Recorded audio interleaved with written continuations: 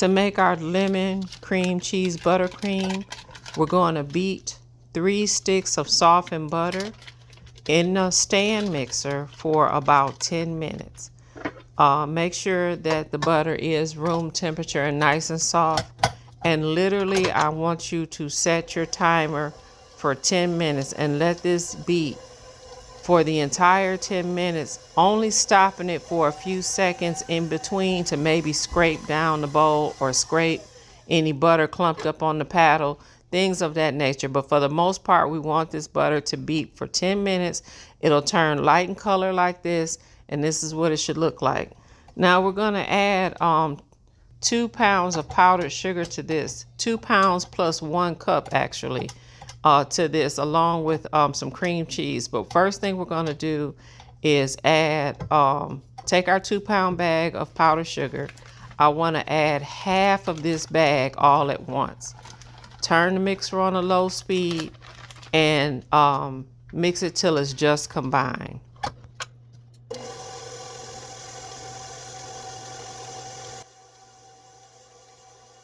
Once it's combined, now you want to add your 8-ounce block of softened cream cheese to the butter and the powdered sugar. And here I'm just adding it just a little at a time.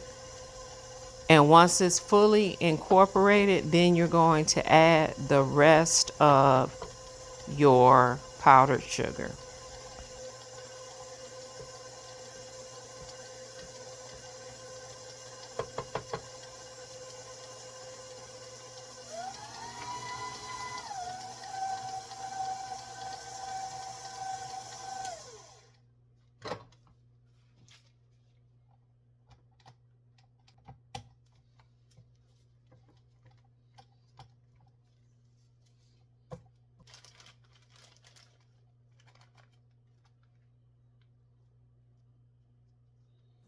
Start this on a low speed and on speed 1, and then slowly, gradually bump it up to like speed 2, no higher than speed 3 at this point.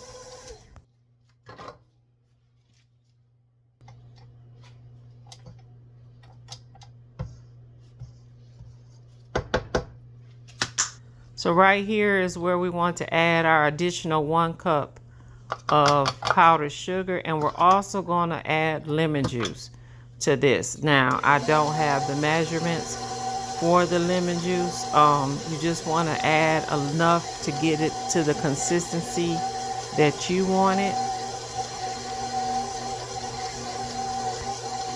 After you add your lemon juice, you want to continue to mix this for another 10 minutes on a low speed, no higher than speed 2, 3 at the most, but just for another 10 minutes. And then if it's creamy enough, if it's what you want, then you can stop right here. If you want it thinner, just add some more lemon juice.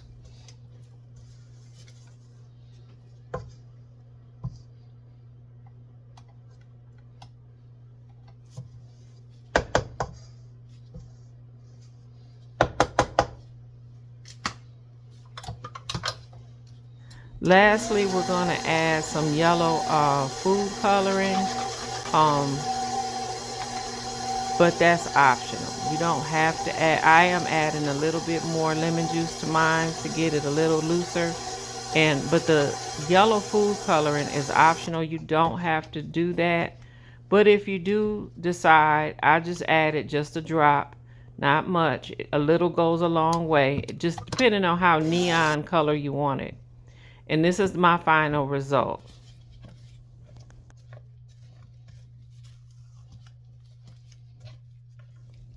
Lemon cream cheese buttercream. So I have in this bag just a container of like store-bought butter cookies. The Danish butter cookies. I have a 10 of them in here. And if you don't want to use these, you can use like the golden Oreos or the lemon Oreos, or you can even use some shortbread cookies. So I just want to mash these up. Just want to mash them up till I get crumbs. So I have my crumbs all mashed up. If you want to use a food processor for this, or a blender or something, you go right ahead. The only reason why I didn't is because I don't like to wash dishes. And so I can do it like this. And then I don't have nothing I have to wash. So that's all. But you can make the crumbs however you feel comfortable making them. Now I'm going to start building my cake layers here. Putting down just a scoop of the lemon cream cheese buttercream that we made.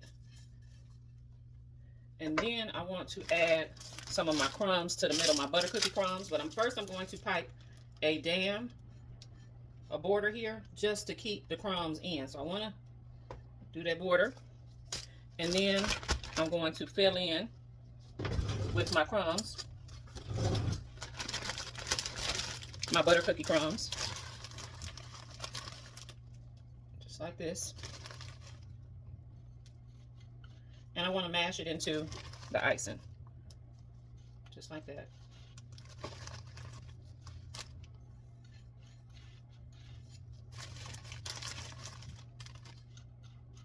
All right, so then now that I have that down, I also want to add some more buttercream on top of that. Just like this. And let me grab my small offset spatula. So I want to smooth that over the top if I can. Oh, let's see. Let's try it this way.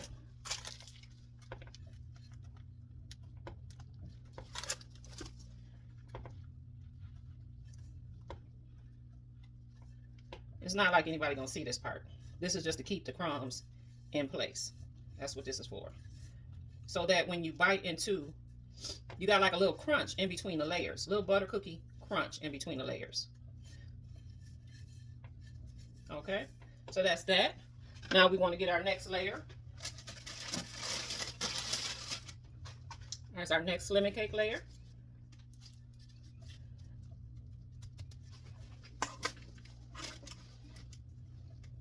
Do the same thing on this.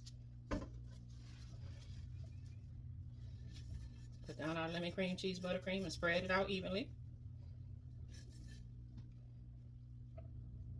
And then I'm going to do our border again to hold our crumbs in. All right, grab my spoon.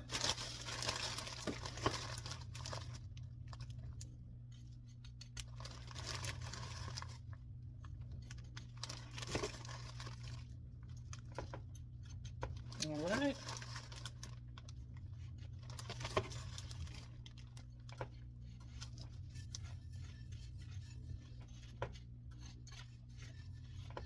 You can even kind of hear how that crunch is going to be even when you cut the cake. It'll be a pleasant surprise. And so I'm going to take my bag here again. Let's get some more buttercream on. Take my small offset spatula. Do my best to spread that out on top of the crumbs.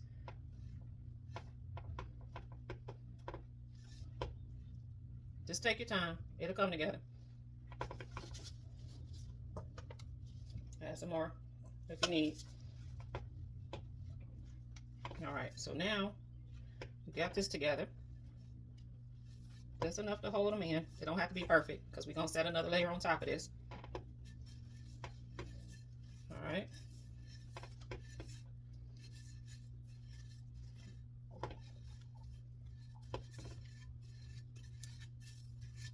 And I want to make sure that it's flat, so that's what I'm doing now. Just making sure that it's level. All right, so that's that. Now our last layer of cake. Our last layer of cake is going on top. And boy, oh boy, not a tall cake. That is a tall cake right there. All right, so now what I want to do, and right now I'm just pushing it in place and making sure that it is even. Any gaps, you don't really have to worry about that because you're going to fill it in with buttercream anyway, but I just don't want it to be sliding. Okay, so now I want to take my piping bag and I want to fill that back up with some more buttercream.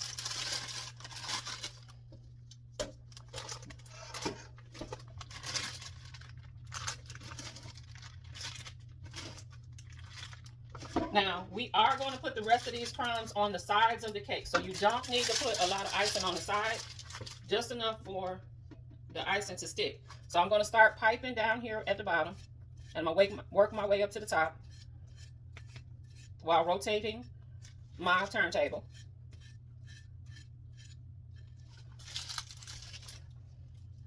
Just applying even pressure to my piping bag. Grab some more.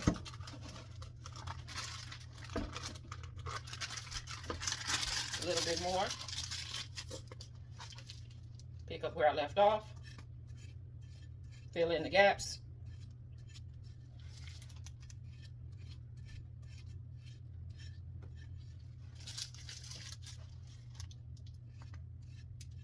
And I am going to end up probably taking a lot of what's on here off. But right now, my main concern is just covering the cake. So that's what we're doing.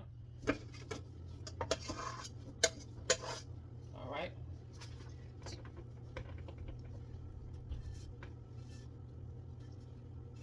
Cover my top with a layer of the lemon cream cheese buttercream that we made. Make sure it's even.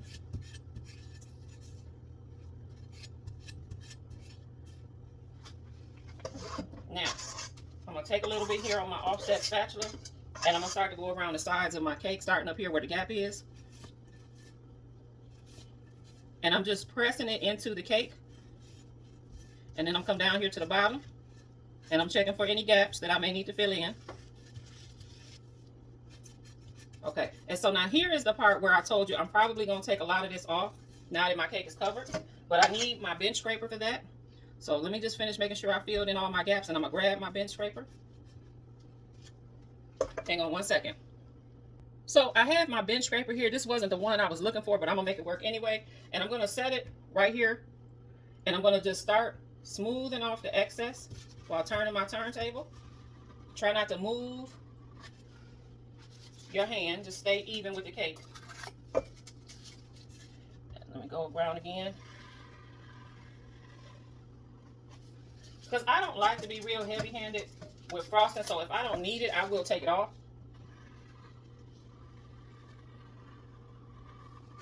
Like that. Because mind you, we are covering this cake with crumbs, so I'm not really worried about it. So that's a perfect opportunity to take the excess off. And I think I'm going to stop right there. Now what I want to do is level my top. So I have just been smoothing out my top.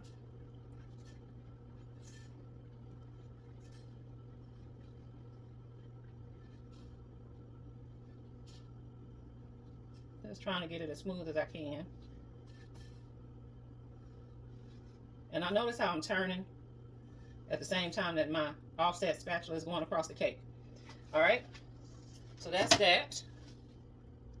Okay, so using my bag of crumbs, and I put a parchment line tray underneath my cake, I'm going to begin to put the crumbs up the side of the cake.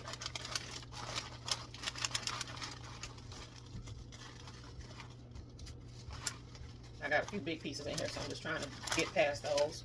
But I'm going to go up the side of the cake with my crumbs and allow them to fall onto the parchment.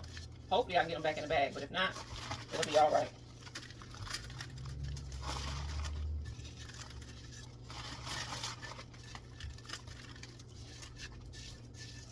Either way, you just really want to try to keep everything on the tray.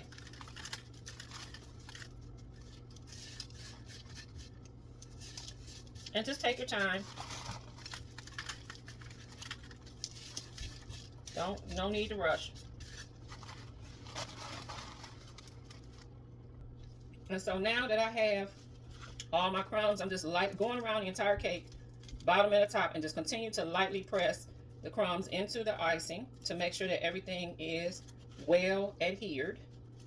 And after this, I'm going to allow this to sit in the refrigerator for about 10 minutes before we put the final touches on it. So I'll be back shortly. While my cake is in the fridge, I've got a piping bag here with a Wilton 1M tip in it. 1M tip. I'm just going to put all of the rest of my buttercream in here. We'll use this up for a border for the cake.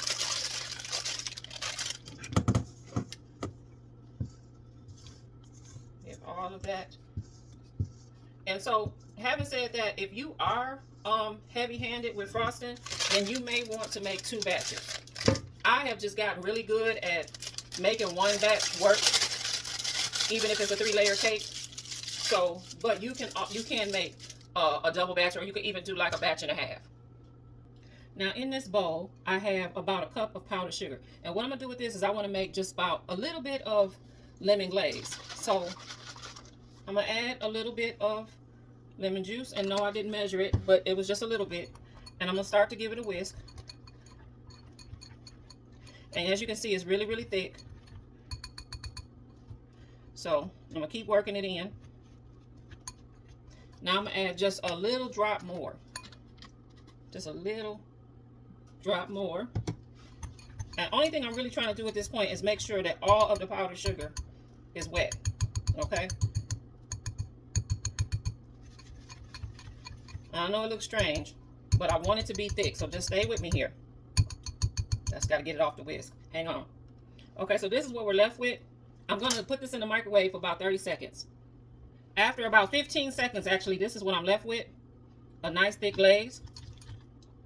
But it's a little too thick, so I am going to add just a little splash more.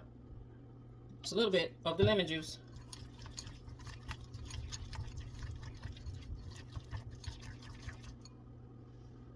And that's about what I want.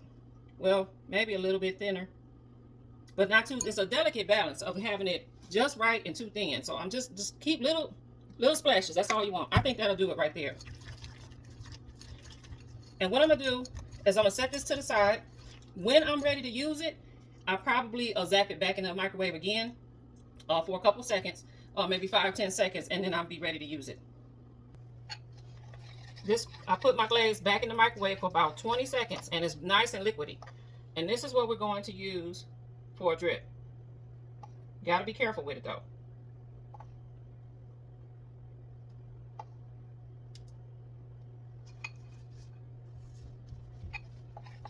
Now you can use white chocolate for this if you want to.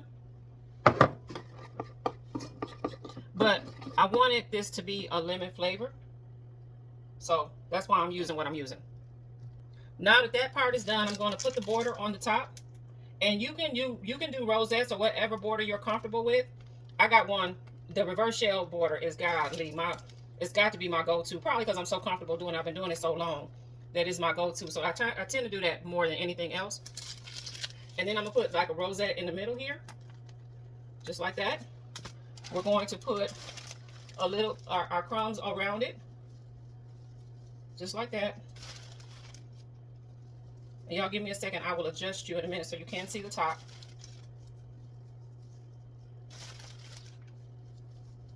All right, just like that. Hold on. And this is our lemon butter cookie cake. I did drizzle a little bit more of my glaze on there. This, if you work with powdered sugar glaze before, you know it hardens real quick. So in order for me to use it, I had to keep heating it up in 10-second spurts because it will harden. And so this is our lemon butter cookie cake.